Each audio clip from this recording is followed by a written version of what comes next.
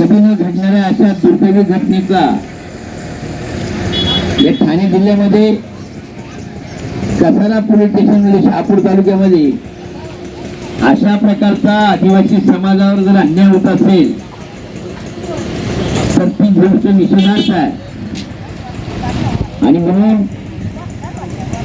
अखिल भारतीय आदिवासी सेनेच्या वतीने या ठाणे जिल्ह्यासह महाराष्ट्रातील आदिवासींच्या जमिनीवरती बिगर आदिवासींनी जो खोटेनाटे कागदपत्र करून ताब्यात मिळवण्याचा प्रयत्न चालवला आहे, खोटेनाटे अंगठे घेऊन त्या जमिनी बळकावण्याचा प्रयत्न चाललेला आहे.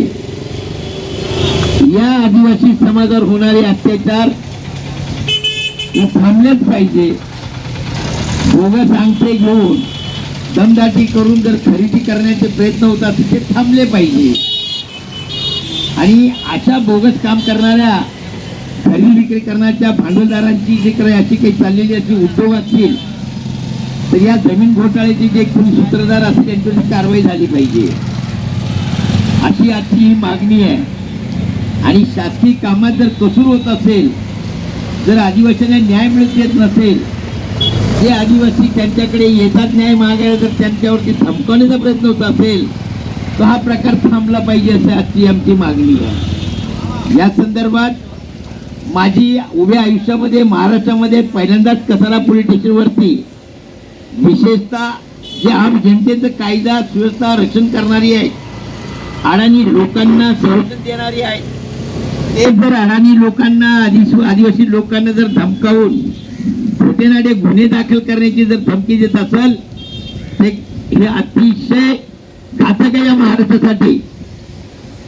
मी देवेंद्र फडणवीस साहेबांना विनंती करतो, तुम्ही गृह खात्याचे मंत्री आहात, होम मिनिस्टर आहात, आपण अशिक्षित अडाणी आदिवासी भागावरती आपला पोलीस खात्याचा जो काही असा जो काही ठिकाणी जो प्रकार होत असेल तो थांबला पाहिजे.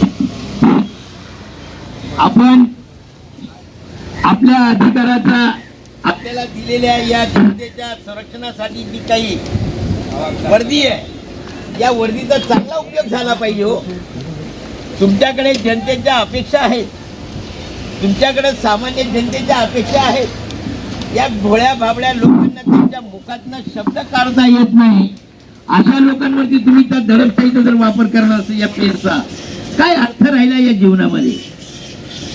अहो, काय माणुसकीचा काही गंध आहे की नाही आपल्याकडे? माणुसकी नावाची काही वस्तू आहे का नाहीये? आम्ही कायदा वापरतो, कुणासाठी वापरतो, कशासाठी वापरतो, का वापरला जातो? ज्यांना या कायद्याचा बडगा दाखवायला पाहिजे तर त्यांना तुम्ही पाठीशी घालता, ज्यांना या कायद्याचा हिसका दाखवायला पाहिजे तर तुम्ही त्यांना करत नाही. तर ज्यांना कायदा नाही कळत त्यांना तुम्ही कायदा दाखवून राहिले, धमक्या देऊन राहिले. तर हा प्रकार थांबला पाहिजे अशी आमची प्रामाणिक मागणी आहे. या बाबतीमध्ये या पोलीस स्टेशनमध्ये वरिष्ठ अधिकारी आहेत, आदरणीय साहेब DYC साहेब, त्यांनी सांगितले की उद्या या आपण पोलीस स्टेशनमध्ये या बाबतीमध्ये काय आहे ते सविस्तर चर्चा करू. तहसीलदार आहेत, तहसीलदार मी येणार आहेत या ठिकाणी. खरे आले खोटे आले कोण आलं ते काही मला असं सांगता येणार नाही. आणि दिलेल्या आश्वासनाप्रमाणे आज जो रस्ता रोको आंदोलन होतं ते आपण यांच्या भेटीपर्यंत थांबून ठेवलेलं आहे. खरोखरच हे अधिकारी आपल्या भेट देतात का, आपले प्रश्न सोडवतात का, आपल्याला सहकार्य करतात का, आपल्या मागण्या समजून घेतात का, यावर आपला पुढचा आंदोलनाचा निर्णय राहील.